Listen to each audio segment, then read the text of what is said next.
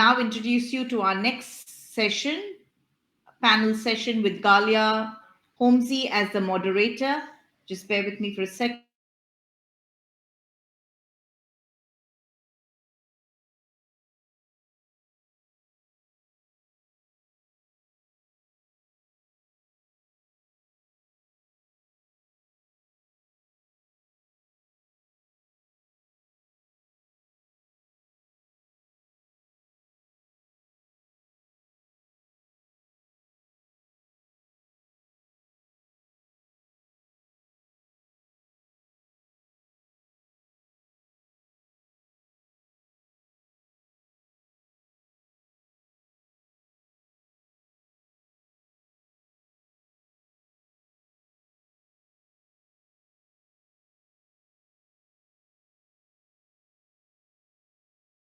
She changed lots of careers before she lands where she is right now.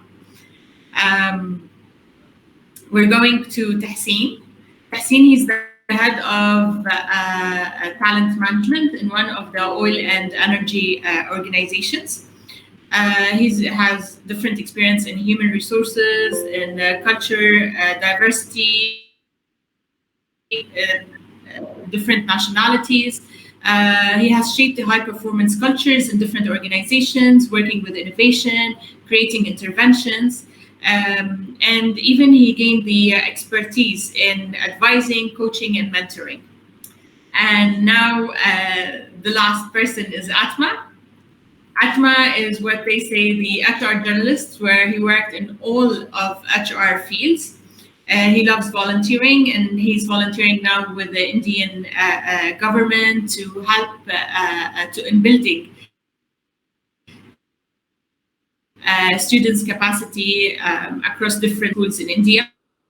As 40 under 40 HR leaders, essential HR leaders by ETHR World, and an influencer by SHARE. So welcome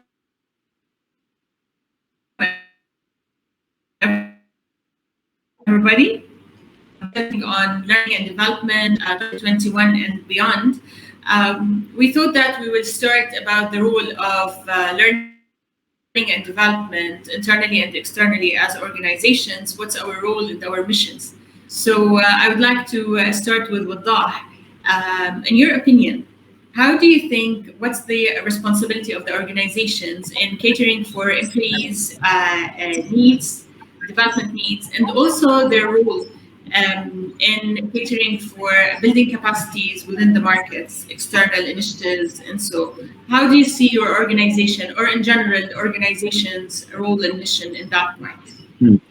Thank you, Ghalia, and everyone for having me. It's a great question, and I do believe that for organization to build the future caliber by first designing the right strategy for that, and we believe that the strategy should include a process of actions and how organization will going to improve the behavior, how organization is going to improve the through having better knowledge and better understanding for its individual. Then we can jump into building a greater capacity and more experimentation from the people in the organization. So the more ideas you have, the better future leader you will have in the organization. Also, empowerment plays a very big role here. Empowering a key employee to lead any new project or any new work inside the organization, so they will practice leadership. Also here I want to talk about preparing the future leader. We're talking here about digital talent. So organization can only move forward by having a better leader, and the leadership can take an organization to where it should be. Also here, work-life balance plays a big part, but that's an old terminology. After COVID-19, it's a work-life integration. So now, after COVID-19, it is proven that people can work from everywhere, and work and life can be integrated in one place. Last, I want to talk about a very amazing competencies that should be in place, which is developing others. So leaders should know, and leaders should know how to develop everyone inside the organization by having regular feedback, one-on-one meeting, having a clear steps for growth. Last is engagement and belonging, for sure. This will create a really future caliber inside the organization. So when I talk about engagement, I'm not talking about the normal stuff that exists now, but I'm talking about having a deeper emotional commitment between the individual and the organizational culture. So by integrating both, I think organization can build future caliber. Thank you. Thanks. How do you think that companies can take this cultural learning or learning cultures to external caliber? It's like, what's the responsibility of the organization? If you or Tahsin can tell us more about the responsibility of the organizations towards the external market and the future caliber for the organizations, because we're used to learning and development within the organization because we feel it's our responsibility to make sure that we have the right competencies for performance. But it's about our mission or our responsibility towards the new generations and the future caliber. Yeah. As I Sorry, mentioned, can I just interrupt for a second, please? Ghalia, are you switched on two gadgets? Are you on your mobile as well as PC, maybe? No. Your voice is echoing. Okay. All right. Okay, I'm sorry for that. Go ahead. Go ahead. Okay. Carry on. Yeah. Maybe Wadah or Tahsin can answer that if you heard my question correctly or clearly. So your question was around how organizations impact community in building future caliber. Is that the question? First of all, thank you very much, Helen, the entire team at Roscom, Ghalia, for inviting us. This panel has been quite interesting, energetic, and I've really started liking this set of people because the time that we spent together is quite good. Let's continue that as well. To answer your question, Ghalia, I think we really need to invest in people and community, not just for the sake of looking good, but for our own survival as an organization. We need to invest in students in high schools, and that's what we're doing at Petrobras in my organization, where we are grooming people through our summer program, through school reach out projects, where students come only for a few weeks, but we actually track their progress throughout their education journey.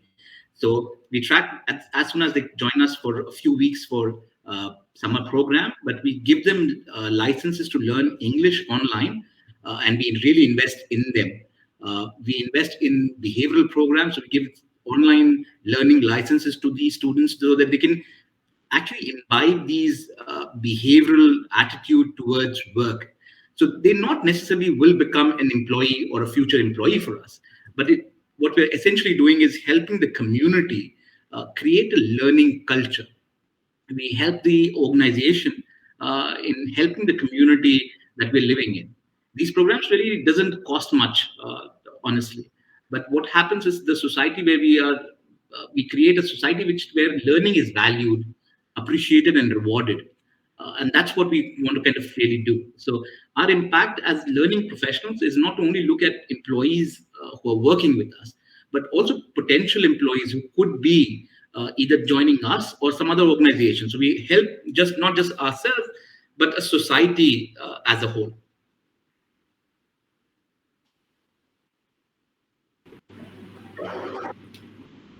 Perfect. With today, globalization and everything that's happening, and extended roles of organizations towards the community, as you said, to make people ready for your organization or even for similar organizations, and the role that you feel you have the responsibility of towards your community as giving back the community. It puts us as HR practitioners into certain situations where we belong to a bigger organizations that they are multinational or globals, and you have different branches across the region or in different countries. And that's where it puts us to think globally. However, we need to act locally. And here, my question to you, people, with what the team has said about our role internally and externally. How do you feel HR should act locally in terms of using the new technologies, um, even the labor laws that's there? How can we maneuver towards the external environment using the emerging technologies, using the new tools? And after COVID, there's so many things has changed for the last 2 years. So, where do you see yourself as head of learning development, and how can you take us through your journey and how you have changed things in order to better cater for the needs of the organization and for the community?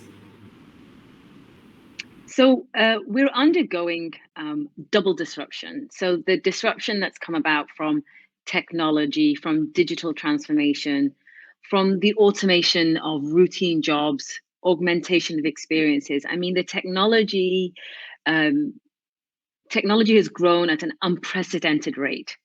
So that was already happening to us. And all that the pandemic has done is to add NOS gas to it. So it'll be like a little bit like Fast and the Furious, where they press that button and the car speeds off. That's exactly what the pandemic has done. The entire world was on this track, but we've gotten there within a year, as opposed to perhaps the 5 years that was previously predicted. Industries fared differently, as we're well aware. The tourism industry has really taken a hit. But the truth is, most tech companies, and in fact, the financial companies, have done really well. So, in terms of the pandemic, I'm not going to belabor, because we've all been in multiple conversations about the pandemic, and the truth is, it's here now. So we can kind of move past that, move into the disruption that technology's had. Well, I think especially in the banking world and in the financial industry, automation has really taken on a massive role. My father worked at the central bank for over 40 years, and he tells me stories. And this is over in Abu Dhabi. He tells me stories of, the first few years of banking was to convince the Bedouins to trust banks, to get them to understand, what the banking industry was. And he tells stories of how they used to process checks, physical checks. His experience of banking and the way we currently experience banking, I can't remember the last time I physically went into a branch to do my routine work. None of us go into branches. We do that on our apps. So the fact is that automation has created massive cost savings. But what has happened also is that there's been a massive investment in systems, in processes. But what about people? There's countless reports to show that transformation fails when culture isn't addressed, when people are not brought along with that transformation. So despite popular belief, digital transformation is less about technology and more about people. And this kind of connects to what Tahseen said about the future, about Tahseen Wadah, about future leaders, about the skill sets in the community. The world is currently suffering from massive mismatch in skills.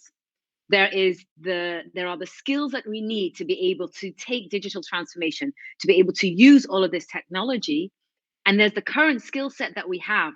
And you know what? They're not meeting, both in terms of within the organization, but also, like Tahseen said, within our community.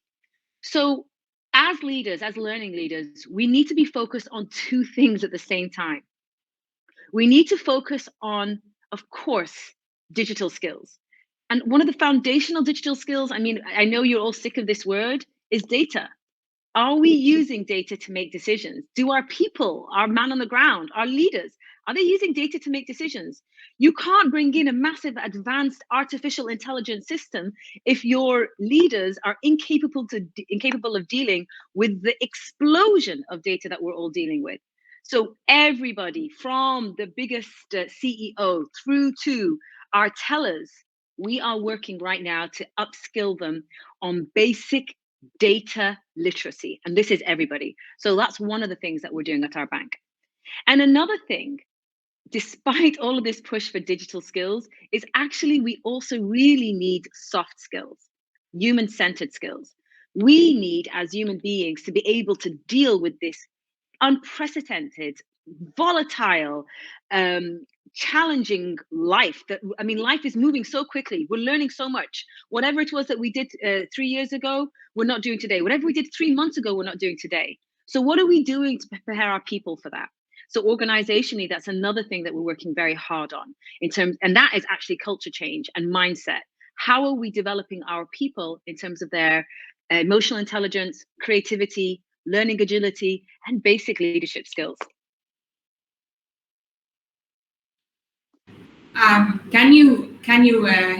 What you said is extremely essential. Can you just give us some ideas on certain practices that you're doing? What are the challenges, the main challenges, and how you're implementing your initiative? So there needs to be a double kind of approach to this. So from a leadership point of view, we've taken all of our most senior leadership through massive amounts of learning and development. Everything from how to work with data through to advanced analytics. So our leadership, our digital transformation, you name it, fintech, you name it, all of our leadership are going through this digital skills development. Our leadership is also going through a large amount of coaching and mentor, and we're working on them being mentors as well, because mentorship is an important tool in being able to work with this really fast-paced change.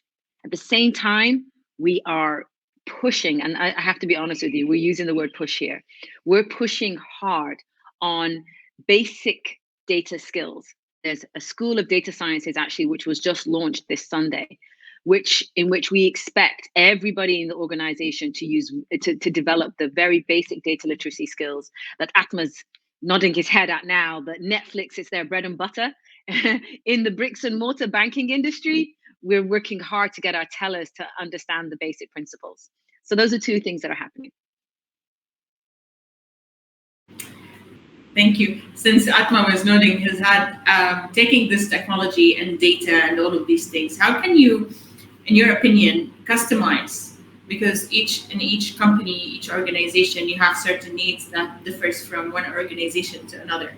In your opinion, what are the main keys to customize learning within organizations? And even, I don't know, maybe for individuals, not only levels of management or internal and external, if we can go one step deeper. What's your opinion on that? Sure. First of all, let me know if you can hear me properly. Otherwise, I will remove my AirPods. If there is some robotic sound or some disturbance, just let me know. I will remove it right away. Then their technology, right? We're talking a lot about technology, so but there are hindrances. So first of all, thank you very much, Ghalia. I'm very excited to be here on this call with some of the stalwarts of the industry, and we heard so much great things from Vada has seen and given so far. So learning, let me take a step back first. When we talk about learning, first thing is, every leader, for example, in an HR leader thinks it is my agenda for this year to conduct 100 sessions, okay, and I want some ROI on that session, and starts pushing the business to go for the sessions, go for those learning program and credit development framework and hiring the consultants and doing all these things. My first and foremost question is, we need to understand that we are hiring adults, right? And we have read a beautiful concept called adult learning principle.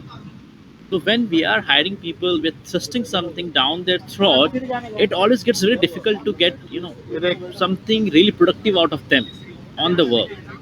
So some of the approaches what I have seen so far in my life when it comes to learning, first is more like again what I was saying, that you are serving everybody, say a kebab or maybe a biryani, which is rice made by dish, everyone for the meal. What if I don't like that food, right? Say fish, okay, What if I'm a vegetarian? What if I'm a vegan? If you're pushing everybody, this is difficult. Second, most of they are having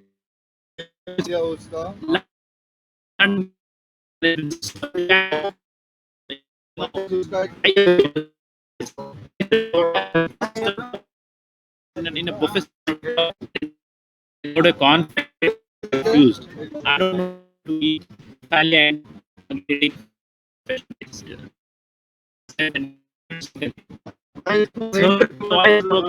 third thing probably which could be which could be it is like little bit tailor made where you ask people, hey, you order as in food, what do you want to eat, the options available. In that case, employee as an employee, I'm confused what I want to learn, what I want to eat, I don't know.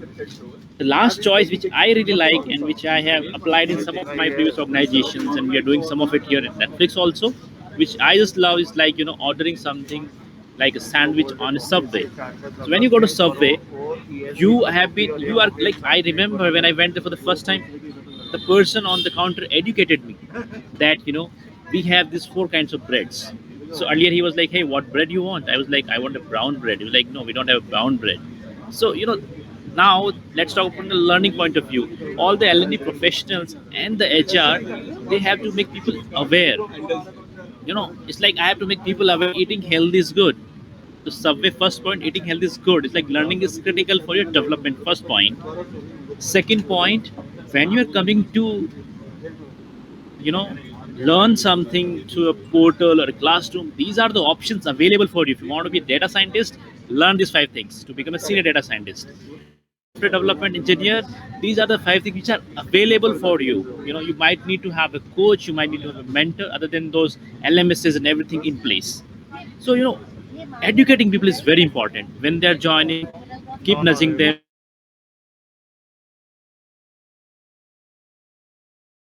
These veggies, I want to have these sauces and these ketchups. That's how we are empowering employees. We're telling them, hey, I have everything for you, I'm investing in this thing, you go and choose what is most beneficial to you and what you think will help you in your career. Of course, with the discussion with your HR partner, with the discussion with your manager and the team, and all these things are in place. Of course, that's how we're empowering the employee. We're not pushing anybody for joining any class. We don't have any attendance. We don't want to people. We don't want to people. We don't want people to attend like 5 classes a year or outbound say training once a year, or having those competitions or something. Shouldn't force it down. Let them make choice. Let's empower them with resources, with technology. Let's make it flawless. Let's do a pull system, not a push system. So I think in learning with the technology, somewhere we have to go from the push to the pull system. I will hold my case there, guys. Thank you. Great. Okay, I have to be a little bit honest with you. In terms of building certain or specific similar programs, there's always the challenge from the upper management about the cost, about the budget. How are you going to manage it? Return over investment. How are you going to convince the management? And how are you going to prove the benefit of that? Because we as HR, we understand that the results should be really proven, but after a year or two from rolling out.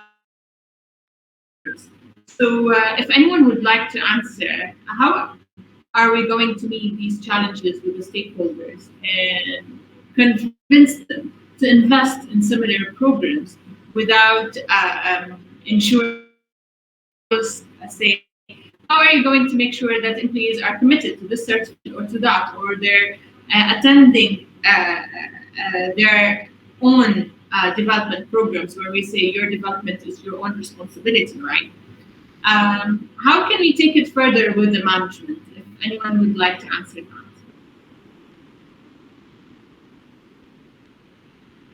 All right. Anyone? Okay.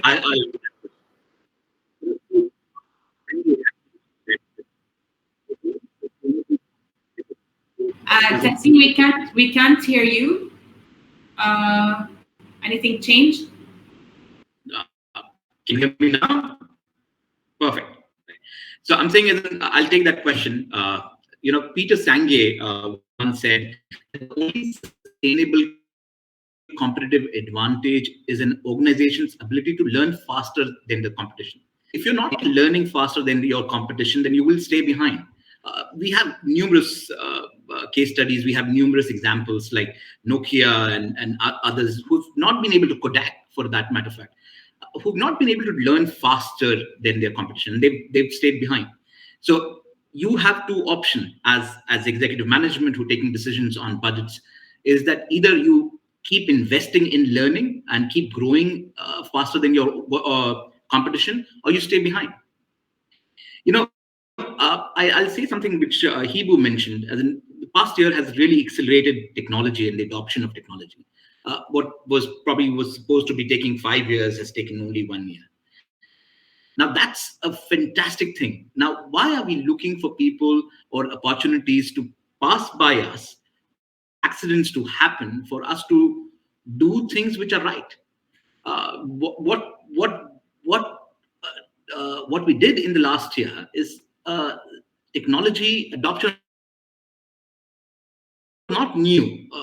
All of these technology that we see being adopted now, they were not new.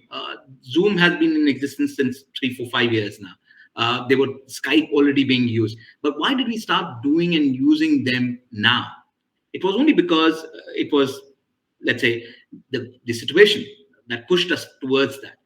Why are we not using technology? Why are we not using the opportunity that is in our hand at this point in time and waiting for something else to happen for us to adopt those things? I would like to also kind of propose something from the conversation that the thing that Atma was mentioning. Let's rebrand individual development plan to personalized development plan. Why not? This is a good way to kind of say that you can use technology to personalize. You can use artificial intelligence to personalize people's learning. However, never ever use those opportunities for our leaders to think that technology can do the work that humans can, because humans are still required to do things. You would still need to invest in them. You would still need them to operate technologies. And this is where intelligent leaders come into play, and this is where intelligent people take decisions. For example, in what we've done in our organization, we started investing in our own teams so that they are not only making individual development plans on pen and paper anymore, because that's something that the technology is doing. But we've started kind of upgrading their skills to become coaches. So once the system throws an individual development plan, or what we call the personalized development plan, this personalized development plan can be further personalized for the growth of an individual. And once you invest in individuals, once you invest in employees, obviously you will see the growth in the organizations as well. I hope that answered your question. Anyone would like to add anything? I can see here where your eyes is like you want to say something. Go ahead.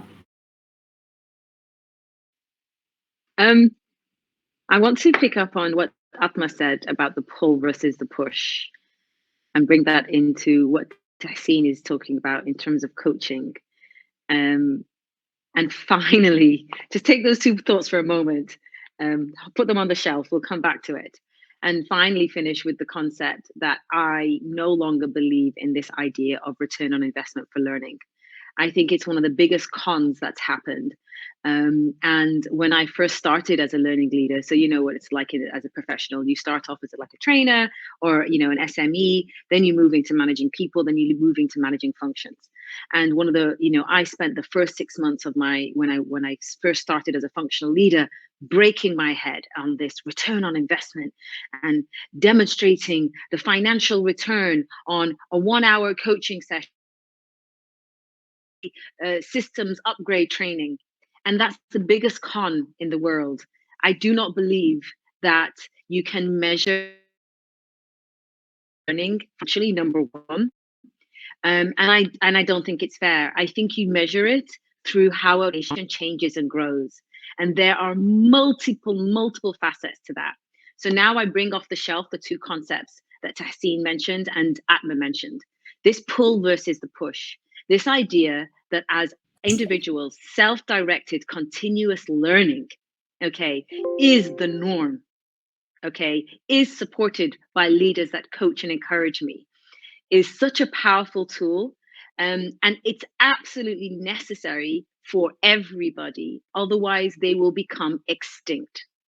The teller in the branches, if they do not believe and do not pull the learning that they need to be able to move away from being a teller, will become extinct in the next few years. There will no longer be a teller handing you your cash. That role is not going to exist in the next 5 years. So as an individual, if you do not understand that threat and you do not pull the learning from the system, then maybe you're the wrong person for the role and you're the wrong person for the organization. But you can't do that on your own. You need someone to help you with that. And that's where developing coaching skills within an organization. So we coach each other as peers, our leaders coach us, and we have other people coaching us using a coaching style can really encourage that self-directed learning. So yeah, I kind of answered, we've kind of answered your question by saying that the question doesn't count anymore. Definitely. Thank you very much for your valuable addition.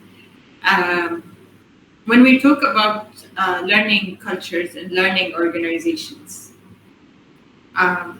what comes to your mind? Or let's say you're establishing your own learning division and learning function, 2021 and onwards. I know that we talked about many things that we feel it is essential and it is important coming from our experiences and the journey that we went through. But if I can ask Wadah, today you're establishing your learning and development function. What are the main 5 keys, or let's say, what's your advice to anyone who is establishing such a function? What they need to take into consideration? Very good question. My answer would be they have to look at the employee journey first.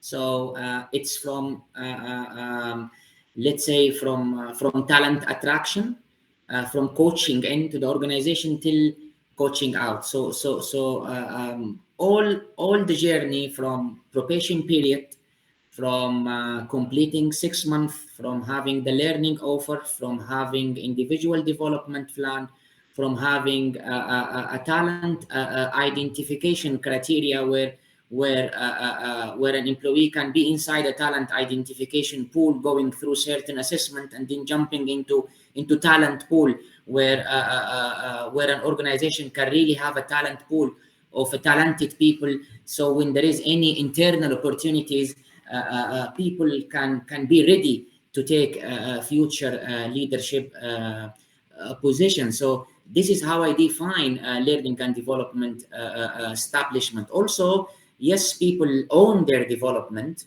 but organization need to provide them with the right tools and the right process and the right value chain where they can go through in order for everyone to know what is his next step within the organization. Every organization now is suffering from a turnover percentage. People are quitting.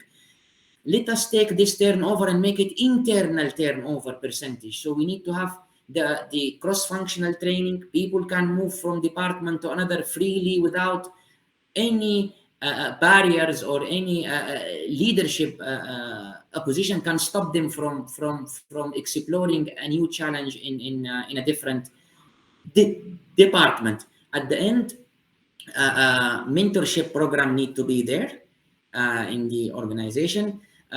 Coaching need to be exist, because this is really an important. I will give a small example. A tennis player is more professional than his coach, but still he need a coach. Coaching is beyond technical skills. Thank you.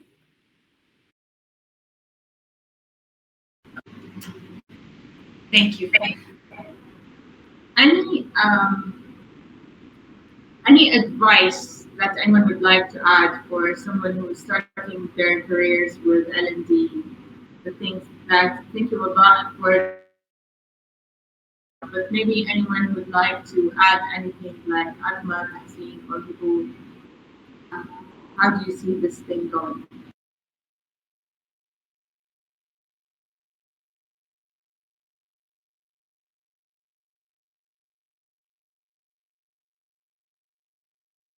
People. So there's a free advice coming. So anybody starting with a learning function, they should understand first of all the internal expertise that already exists, and who are these people who are experts inside the organization. So instead of looking at outside vendors, learning partners, increasing budgets, five or six programs or 10 different programs sent given to a set of people. It's like a spray and pray approach. So you spray to everybody the training and pray that something will work and people will become better. So I'll go with what Atma said, is that you provide them experts internally as options on a buffet. And so that these are the experts that are available inside an organizations already. So would you want to learn something about finance? Here's a guy who can teach you about finance, who's very good with his communication. So if you want to increase your improve your communication, this is a guy who can actually speak to you, mentor you, coach you. Inside the organization without spending too much money on vendors or technology from outside. So start small and use the internal expertise.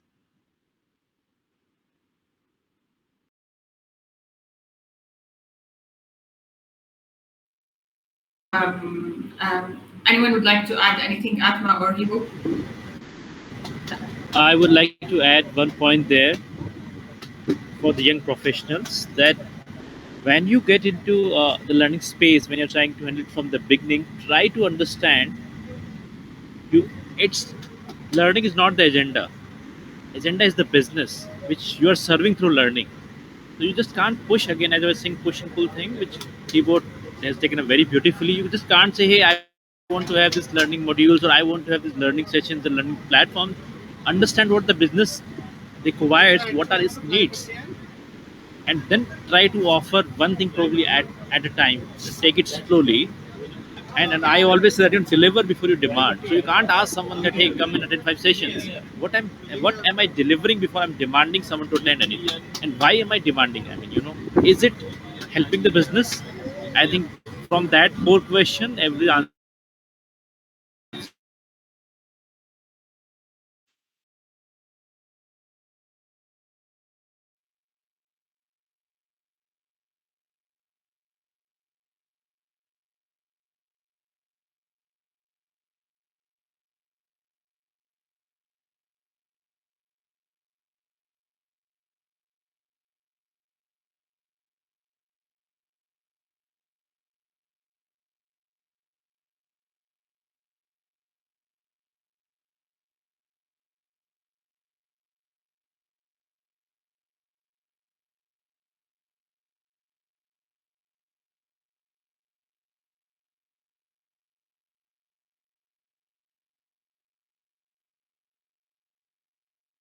Passion towards learning.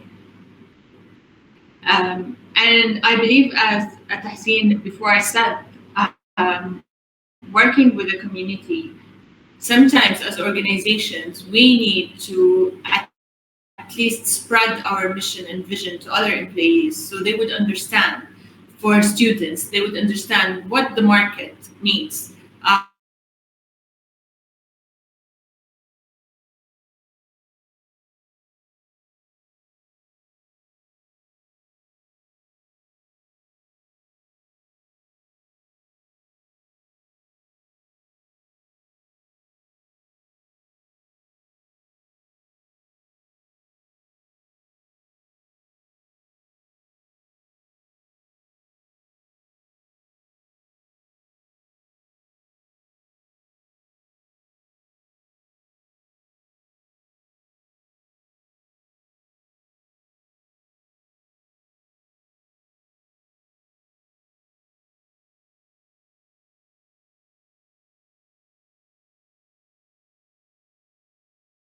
before they join the organization. And I feel that HR major role in that part, where you're trying to get everybody on board, your management, believing in the students, believing in investing in them, believing in CSR initiatives, because they always call it as CSR. So they don't see it as investing in future caliber, they see it as paying back the community, which I tend to agree, but to a certain extent. At the end of the day, this caliber, it's either they're going to be your customers or your success factors. I totally agree with what you said. Bringing everything together, we will say that technology is a major success factor, because nowadays we're talking about technology and the new generation, they're always online, even through games, learning new stuff or e-learning, it's always there. It's the way to attract them to that. It's the journey of the employee, how we are building the journey. And today, as organizations, we need people to learn. So customized learning is very important. And management needs to understand that this investment is a long-term investment. However, they will feel and they will see the impact on the overall results of the organization. And maybe sometimes it's through the performance management systems, it's through different initiatives, innovation, that when they learn more and read more, new ideas start coming up. And with a competitive market, you need these things to start working and to start investing in. So just taking everything together, we said about all of these things. However, there is a very important part, is the actual local laws. Because usually we start doing everything and our plans are great, and then whoop, you have this local law that you need to work on. It's either about personal data, certain technology things about the information securities, nationalization. So you need to know where or what programs you need to put on the table, how to work on it, and different challenges. Do any one of you face similar challenges within your organizations? Do you like to share the information?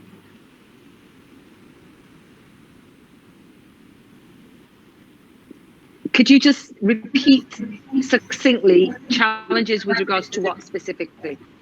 What's the... Any local law, because now we're thinking globally, there's so many initiatives that we're working on. But when you come to certain countries, there's local laws that will limit your programs or limit your reach for different countries. And diversity, pay, whatever. Any local law that is challenging right now, and how we can move around. Can I paraphrase that a little bit? Because it's something that I think that we have to be really, I am very conscious of when we talk about this particular topic. It's the concept of nationalization. There is a lot of, social, regulatory, governmental pressures to hit certain targets. So I guess that's what you'd call like a local law. But I also think that another way of looking at it is it's absolutely necessary to sustain the current industries that they're in. So I'm a typical expat brat. I grew up between Abu Dhabi and Manchester. There's nothing. So I strongly see the opportunities and the challenges that locals, UAE nationals in particular, because I'm in the UAE, face in succeeding in professional settings. But I also understand that if we do not get them into roles, we're talking everybody from, and sticking to the financial industry, everybody from the future of the branches through to the CEOs, through to the data scientists, then the entire country will not move forward. Now, the UAE is in a different place to Saudi. So, and I know Jordan is quite different as well. So I often smile when I hear what the Saudis are doing. So while the UAE has been working on this for a few decades, and people that are my age, we won't say too much, who are early millennials, um, are just about starting to take senior leadership roles. So there's a lot of work on that, but we're also working very hard. We have a huge number of UAE nationals that have graduated from universities. And in fact, only a few weeks ago, there was a release the from the leadership about that we need to build about the government supporting 75,000 new jobs for UAE nationals in the private sector, because actually that's where a lot of the country's growth will come from. The government supports it, but actually we need to build a really strong private sector that will drive the country forward. But I know it's different in Saudi. You guys aren't, I mean, you're looking at university students, but you're going even younger, aren't you? So that's me passing the baton over to the Saudis. So I'm not sure if Vada would like to take that, or should I answer? Yeah. Thanks, Vahada. And developing and empowering, supporting the nationalization program, I think it's an effort that requires all of us. So whether you are an expat like me or you're a senior leader, it requires effort and support from everybody, because we need to support the effort to further educate, empower the youths of the country that we serve in. So we can't really be coming into a country and looking for jobs that are very niche in market, that can't really be either developed very quickly inside the organization, and you need to get people from outside. So you can have people coming in from outside to bring in expertise for a limited period of time. But I think the major work that we need as senior leaders, as expats, is to basically empower, educate the local youths in the countries that we work in. So it's not just about the law. It's not about the force that you get from the government saying that you have to have these number or percentage of locals inside the organization. It's also about what is it that you are doing to support that effort. What is it that you are doing to develop the next in person? So the question would be for me, so as an expat, what am I doing to get somebody to be ready to take over my role? So I will move out. So I will go back to my country someday. But what am I doing to kind of encourage the people that are working with me to be as good as me, or even better than me? There's a very nice program that the Kingdom of Saudi Arabia runs. It's called Tamheer, and Wahda, I'm sure, is aware of the program. It's a program that supports the young graduates from Saudi Arabia who are unable to find a job somewhere to actually work in companies like ours, and they get paid stipend by the government for 6 months. What do we need to do? We get free manpower for 6 months, right? But what do we need to do in return? Is to basically educate them, train them, give them enough employable skills so that they can easily find jobs outside of our organization. So this is a very good win-win situation for companies like ours, and for the government and the local youths, that we get to kind of experience, assess young people, graduates, train them for 6 months, and then at the end decide whether you'd like to really hire them. So what you essentially are getting is 6 months experience individual that you have trained to be either taken on board your organization if you have the vacancy and you have the positions available, or to send them back in the society with more employable skills. And I think the challenge that comes for companies like ours is when, in my opinion, we start lowering the standards when it comes to nationalization effort. So because I have a number to meet, and the government is asking us to do that, I start lowering the standards so that anybody and everybody who's at least little skilled can come inside the gate. The challenge with that is that once you start lowering the standards, then organizations start carrying unnecessary burden of dead wood, and that dead wood would need to be carried for a long time. So the opportunity for organization like us is to support localization, nationalization, Saudization, as we call it in Saudi Arabia, but not lower the standards for our employees. Increase the standards for the employees, the trainees that are coming in. Train them for 6 months. Assess them. Look at their skills. Identify the gap, and then complete those gaps if possible. I hope that answers your question. Wadah, do you like to add anything? Because I think this applies to you as well. Sure. Thank you. It will take me back to the previous topic, which is individualized learning. Individualized learning will lead to individualized reward. So imagine the impact of rewarding an employee because his son or daughter passed high school with high score. So having that emotional connection within the organization will lead to at what Tahsin said at the beginning when you recruit for localization. So you are just responding to any external decision from the government. Organizations need to be ready for disruption all the time. Organization and leadership inside the organization must be ready for leading the unknown. Those decision will it's a continuous. Some of them will impact the organization directly, like localization, and some of them will impact the employee himself by increasing the VAT, for example, or increasing the COLA, the cost of living. So organizations sometimes need to deal with being compliant with the percentage, and sometimes developing the new generation or the new hiring people, because you hire them, you need to assess them immediately, the current competencies they have with the competencies that required to fill the job, and then you identify the gap, and then you create a learning offer just to close the gap between what he is doing now and what he knows and what the company expects from him to deliver. Okay, we have questions from the audience. One of the questions directly linked to this: what specific challenges do you face when it comes to retaining skilled nationals?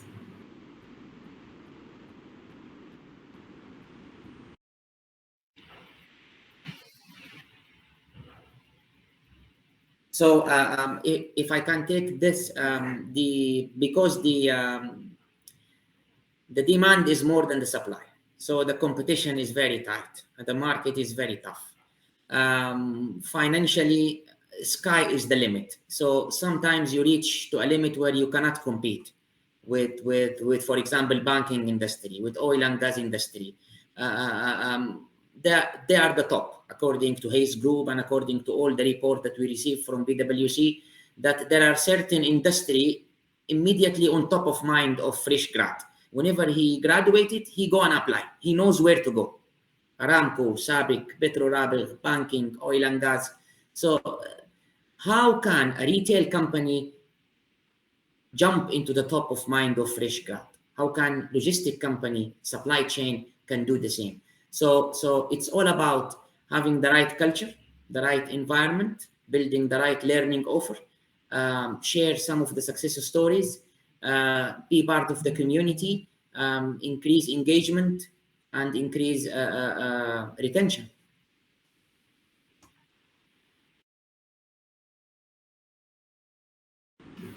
I think our time is up. Thank you, everybody. One last word from each one of you to the audience. What's the message that you'd like to leave on a last note for the audience? We can start with Wadah, Atma, Tahsin, and Hibu. Thank you very much. It was really a great opportunity. My last message will be people. It's all about people. People can make it happen, and people can crush it down. So focus on people agenda. Other KPIs will increase automatically. The most important part that can impact the bottom line is people. Thank you very much. Thank you. First of all, thank you for me having here, and I apologize for all the background noise because I'm out, not in the office. And inshallah, we'll do this sometime in person. Conference. My one advice, my one word is like, as an LND, TA, any professional, try to understand why are you doing it. Who is your client? If you get to know the why, there won't be any challenges or trouble as such, leading to what you want to do. My advice, thank you very much. Are you able to hear me? Are you able to hear me now? All right. So thank you very much, everybody. I think it was a fantastic conversation. I got to learn a lot. Thank you for that. My only last word would be attract them young. You don't wait for your employees to be trained. So go in the schools when you know kind of hire, try and give back to the community that you're working with. So get in and catch them young. And start investing in learning and development so that society learns together.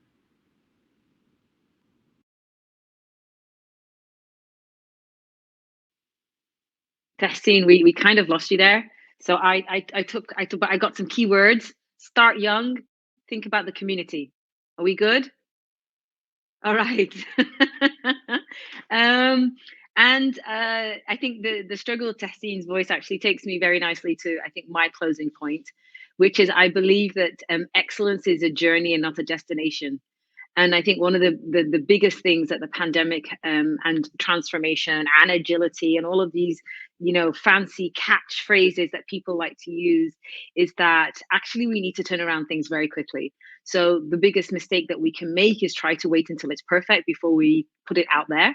My number one advice is, fail fast. That's me done.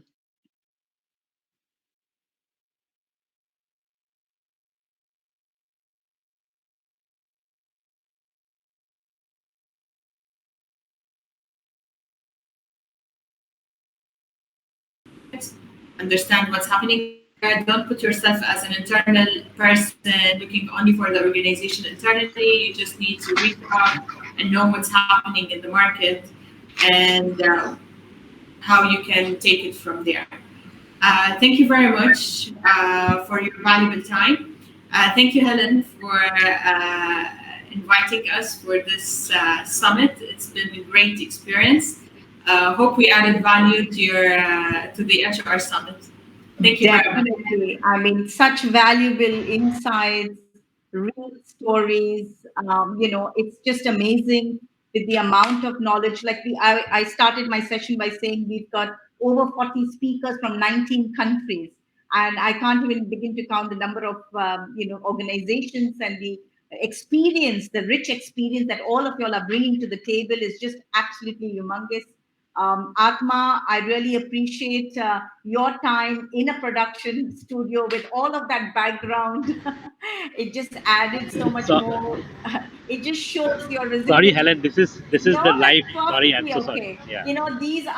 These are absolutely Production HR. difficult Thank you times, very and you much. have to Thank do you. what you have to do. It's as simple as that. And I'm just so glad with all of that noise, undeterred, you said what you had to say. We got your message, and it was absolutely loud and clear. So thank you so much. I just loved, Vada concluded by saying people first, and that's so spot on. I think today we need to have people first, right up in the, right at the start. Atma also mentioned pull versus push. I think, and Hibbo rightly mentioned what her strategies are, and we could have different perspectives to a single uh, uh, uh, strategy within our organization. It's not a one size fits all. It is what fits your purpose. And that's the way to go. And I loved every single one's contribution. Ghalia, you did a wonderful job moderating the session. Tehseen added so much of value. So we are so grateful to all of you. Thank you so much. And I know two of y'all want to rush off to another meeting. So really, really grateful. Won't keep you long. And please join us. Apologies for the late start because of the network issue that we had beyond our control. We tried our best, but from tomorrow we'll be rocking and rolling just as we are. So we got 2 more days, and please join us. All right. Thank you so much. You'll have a lovely evening. Thank you. You too. Bye-bye. Bye-bye. Bye-bye. Thank you.